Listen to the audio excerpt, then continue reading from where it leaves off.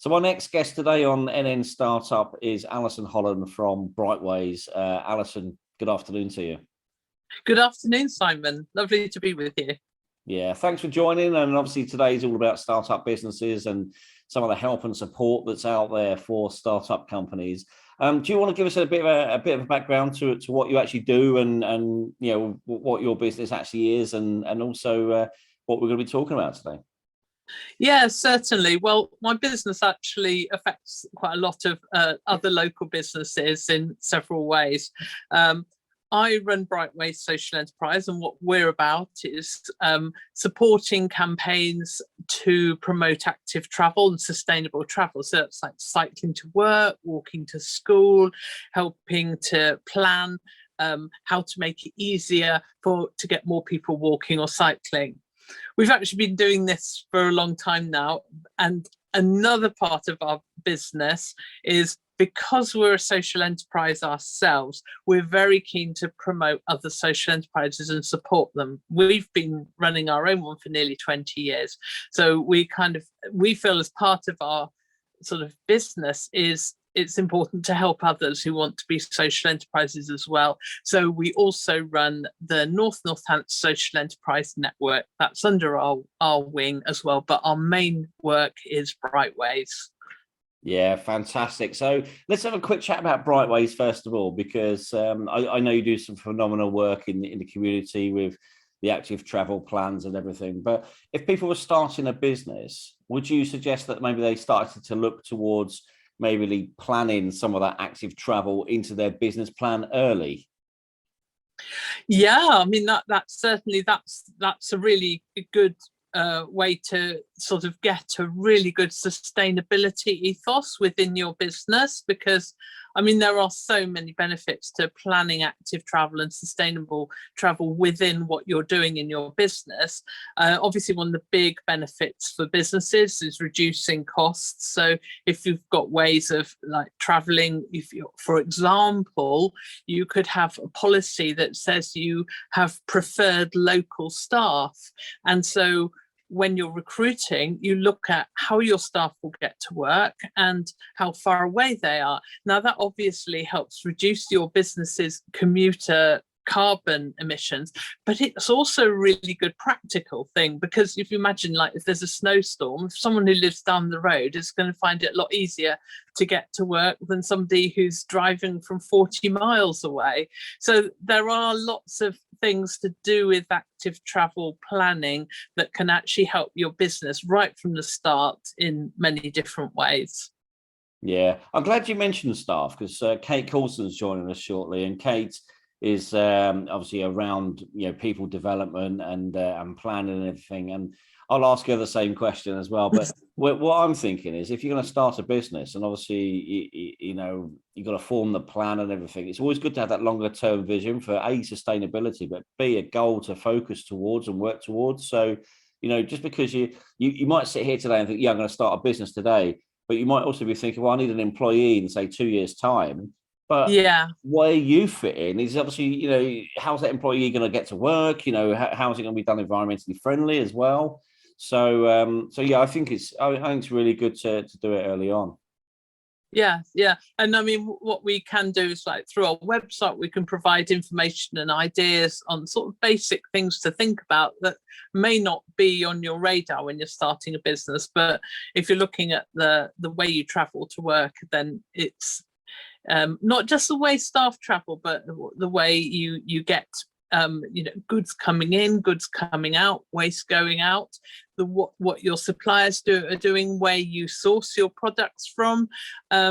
Obviously that's going to have benefits for the local economy as well, because if you're saying, well, okay, we're going to use a local photographer to come and do our product shots rather than somebody who's 50 miles away, then you're helping your local economy as well. So yeah, there are a lot of things to think about that link in with lots of other things that you want to achieve in your business as well, and for your local community, benefits for them as well.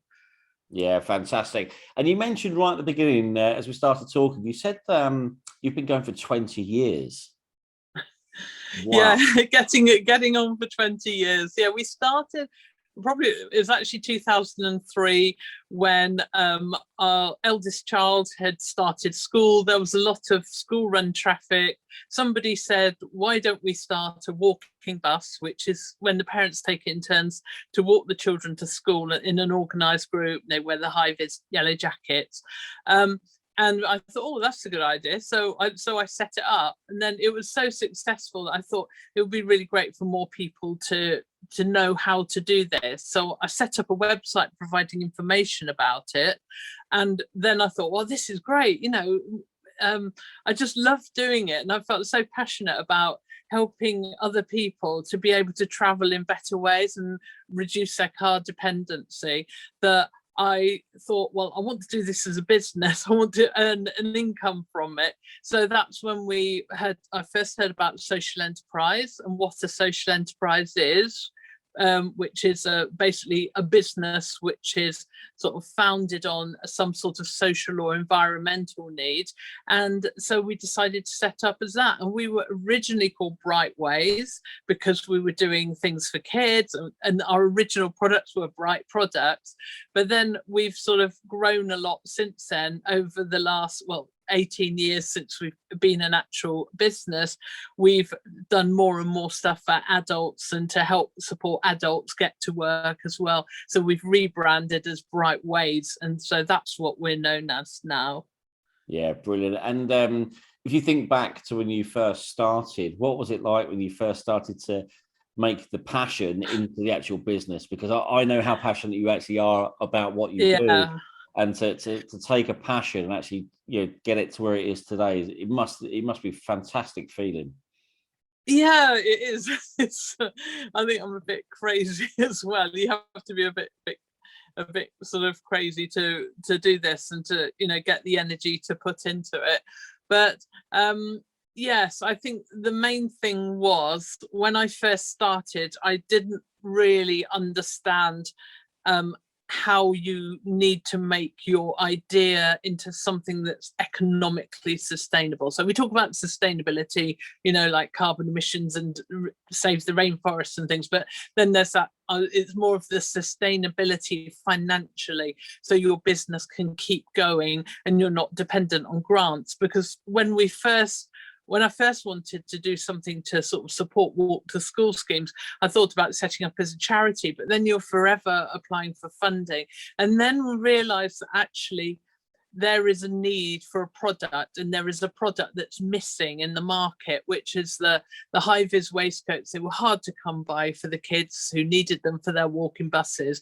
And there also weren't any sort of specialist companies selling products that promote walking to school. And that was something that was needed.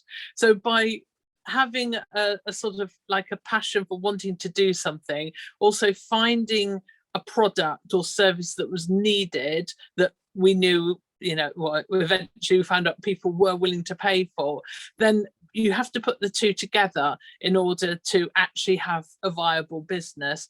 And I would say also the other thing that was really important was having good mentors, because at that time we were able to have free mentoring support from really experienced local businesswomen. And she put us in touch with what was then the Northants social enterprise development organisation. And they were fantastic because they introduced me to the idea of social enterprise, what it is, how you can have a viable business, you can earn a living, but it's still a not-for-profit organisation, and how it all fits together really well. So having that information support was really good. And this was kind of quite in the early days before we had so much information online. So nowadays there's probably a lot more online support, but I would say also it's really important to have in-person one-to-one support, whether it's done as a formal way, like a volunteer sort of official mentor, whether they're paid or not paid, or whether it's just done through talking to someone who's been through it themselves, who you may meet, say, at a business networking meeting like the ones you run, Simon. So that's really important, to actually meet other people who've been through it and who've done it, and can then help point you in the right direction and also inspire you and motivate you as well. Yeah, I mean, certainly mentoring and that is fantastic. I mean, there's business people out there that want to give back, that they want to share their knowledge and expertise. And business isn't always what people think. I think, you know, some people think, oh, it's really competitive, really aggressive, really feisty. It can get a little bit competitive sometimes, but I think at the end of the day, everyone, especially at the level that we're all at, is out, you know, because we're all trying to put food on the table and keep wheels turning, but also we're also fulfilling that dream and that vision that we have of wanting to do what we do. And I think, you know, I'd say to any startup business, look into finding a business buddy or a mentor, as you had as well, and seeing what was good. And you mentioned about social enterprises. Now, one of the things that you're leading on is the social enterprise network for North Northamptonshire. So do you want to tell us a little bit more about that and how people can find out more about it? Yes, well, we realised, it was probably about 3 or 4 years ago, we realised that there was no actual network that or organisation that pulled together all the local social enterprises and brought them together so that they could sort of learn from each other and support each other, and also raise the profile of social enterprise in the area generally. Now, at that time, there was actually a really good network in Northampton called the Northampton Town Social Enterprise Network, and so we sort of connected with them to sort of get a bit of an idea of how to do a network, what to do. And they are now the West Northants Social Enterprise Network. So they're working in the West, and they're a great organisation, and they also link in quite well with the university, which it actually specialises in social enterprise research and support. So whereas still in the North, there's still not quite as much going on. But so what we decided to do is we thought we'd set up our own network, and we basically went through and contacted as many local social enterprises as we could find. We set up a website. We said, right, send us a bit of information, some pictures, we'll pop you on the website, we'll feature you there. So this website, which is the NNSE.org.uk, stands for North Northampton Social Enterprise Network, is that's been live now for getting on for a couple of years, and we've got some social media channels as well around that, which are NNSE Network on Facebook and on Twitter. Now, the thing is, obviously, I'm running a business anyway, so we don't have masses of time to do a lot for this, but we have actually been sort of quietly campaigning behind the scenes, making contact with the new councillors at the local authority, with key officers there, so they're aware of the sort of proliferation we have of social enterprises in the county, in the Northants. Now, what was surprising when we started doing this, putting this together, is we're sort of looking at the legal structure of some local organisations that we thought possibly social enterprises, and we realised, yes, they're social enterprises, as in they have a not-for-profit structure. They earn at least 50% of their income through selling products or offering services, and they have an environmental or social mission at their heart and at their core.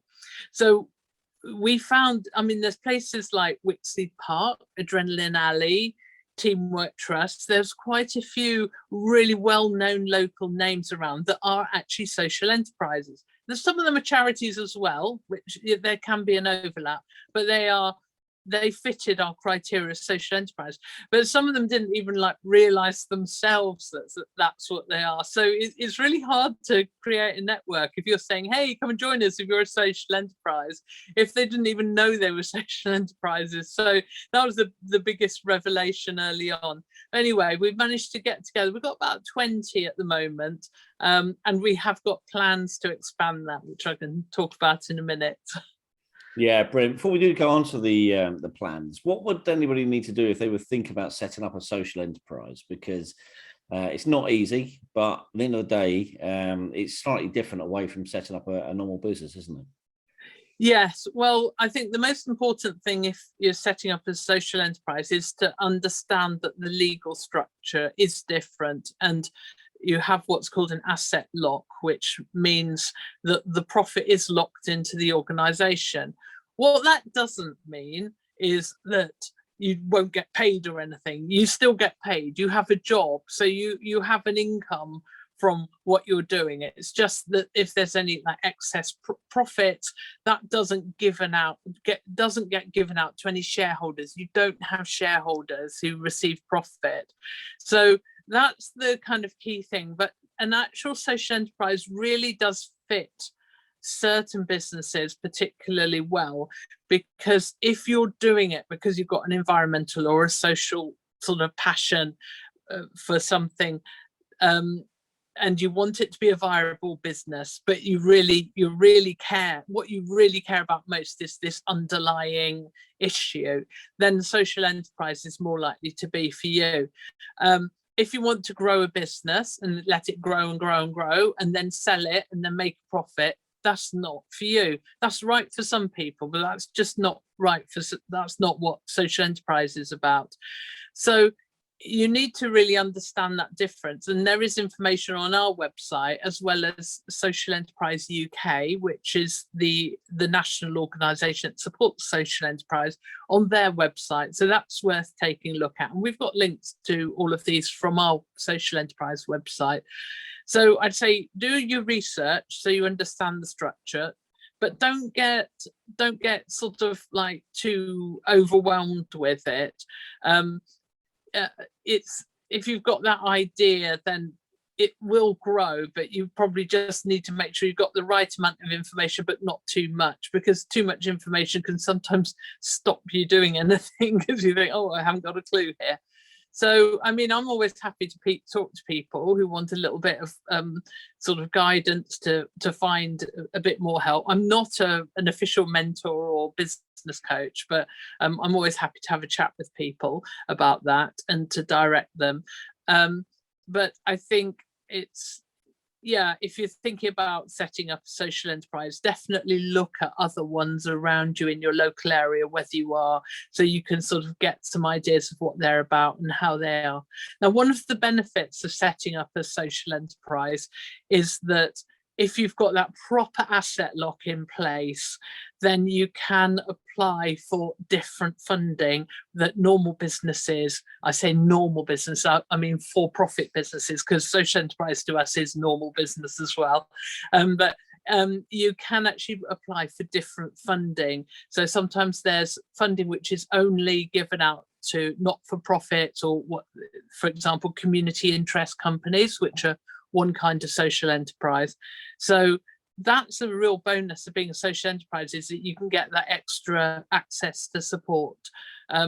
That's why it's important that your constitution is done in the right way with the right asset lock, and it's actually worth maybe paying someone to make sure you're getting the right advice on that.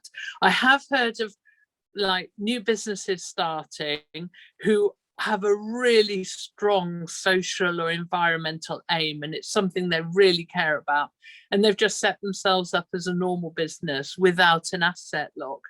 And it's a shame, really, because then they can't access that extra funding or opportunities that are available, so they're kind of losing out their hearts in it, but the structure's not there to let them do that. So that's an important thing, really. Yeah, it's interesting because you don't think about it that way either. I mean, we're obviously talking about starting entities and starting up new ventures here, and of course, if you don't get the structure right at the beginning, then it can have an impact. And Adam Lawton, that was on earlier from the University of Northampton, you know, the support that university offer can help guide people around the correct legal structure for your vision and your plans. So, you know, we always recommend that people have a chat with the university support team and see what they do and what they can, the advice that they can give around this. So if you are thinking about starting a venture and you don't know whether it should be a social enterprise, a CIC, a limited company or whatever, do have a chat with Adam and he can talk it through. So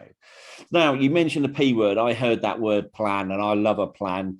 So what's the big plan that you're going to tell us about? Yeah. Well, this is for the North Northampton Social Enterprise Network. We've been lucky to be funded, to have an intern funded for us over the next few months. His name's Dylan, and he's from Northampton, so he's a pretty local lad. And he's actually going to be helping us to sort of boost our social enterprise network, and going out along with Julia from Brightwayz, be going out doing some videos of local social enterprises to feature them. So we've got some really good social media content that the social enterprises themselves can use, and we'll also be using on our website. In addition, we're hoping later in the year to be doing a social enterprise sort of an event to highlight social enterprises in the town. We're not sure, it may link in with another event that's going on. We're not sure how we're going to do that, but we want to do something where the local social enterprises can physically come together for like a day or half a day in some way in a public space, so people can come along and actually meet local social enterprises. So that's another plan in the pipeline. And another thing is we've actually secured some funding from the Northamptonshire Community Foundation to fund some social media training for local social enterprises who would want to take part in this. And that's something that's been delivered by Pilkington PR, a very well-known local PR company who do a lot with local social enterprises already. So there's a really nice opportunity for local social enterprises to increase their in-house skills in terms of doing their own PR, but also get involved and get featured through our website and through our social media.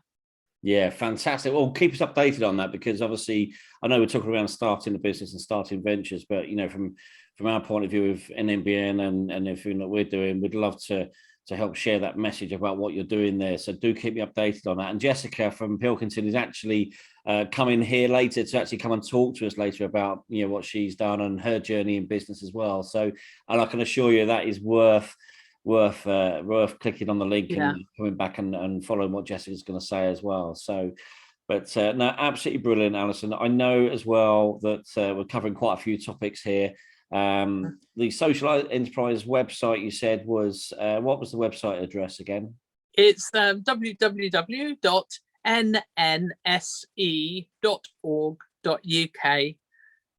Fantastic. So if anybody is thinking about starting a social enterprise, do have a look at the website, because obviously it's got some signposters there, as well as some of the social enterprises in the area that are actually engaged in the network. And I'm looking forward to seeing it grow and seeing some of the work that Julia and Dylan will be doing as well. So that'd be fantastic to be able to highlight some of the social enterprises. It would be lovely to see.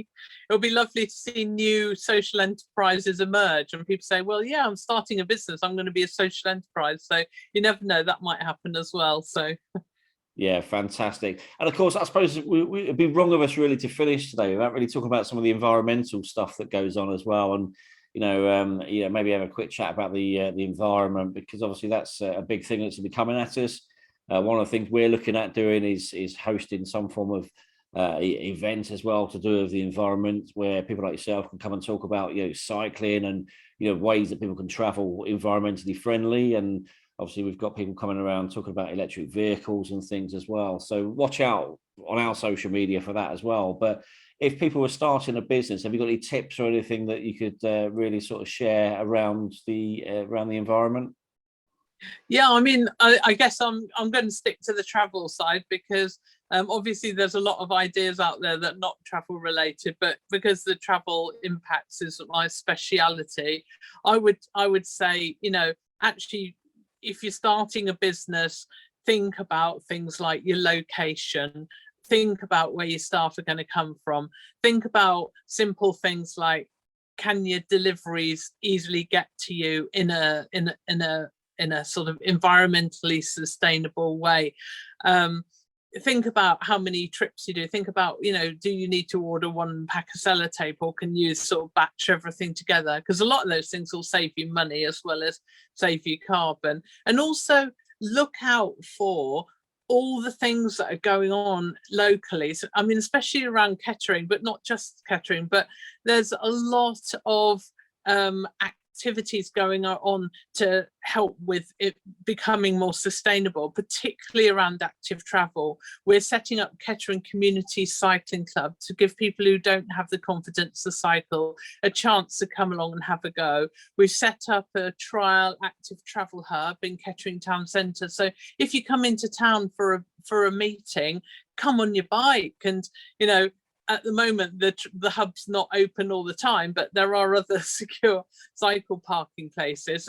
So things like that, you know, we're increasing the amount of facilities to make it easier for more people to travel in more active ways, and don't just automatically think car for everything. We actually work with the council as well to help develop their walking and cycling plan, which is a 10-year plan. So, you know, hopefully within the next few years, we'll start to see some two-way cycle lanes that will get the cycles off the road and get them off the pavement. So you've got the e-scooters and the cycles all together in one space, and people walking in another, and then the cars on the road in the other. There is a space to do that, and the plans have been drawn up. It's just it's actually putting those into action and having the support that to get that all built up. A bit of disruption, but then massive benefits. So hopefully the future is actually quite bright for active travel, because there's a lot of government money out there, and the council needs these really good plans in order to access that. So yeah, it's looking more promising. But yeah, those I've gone off at a tangent there, but there's a lot to think about when you're setting up a business, and active travel should be one of them, really. I knew you'd go off at a tangent. I knew the minute I mentioned the environment and travel, I knew that you were going to be going off in a different direction. Excuse the pun there, but it's more. I think that if people are starting a business, if they're thinking about sustainability, thinking about the future growth, the future plans, you don't just start a business and close it inside the next couple of weeks. You know, it's hard enough running a business and actually getting it off the ground. So if you've got those long-term goals of sustainability and, you know, maybe the environment, the travel plans and things like this, it helps you to actually keep the business moving and something for you to focus on as well. So, but Alison, thank you for joining us. It's an absolute pleasure to have you with us on the NN Startup Day, and you know, keep safe, keep smiling, and look forward to catching up with you soon.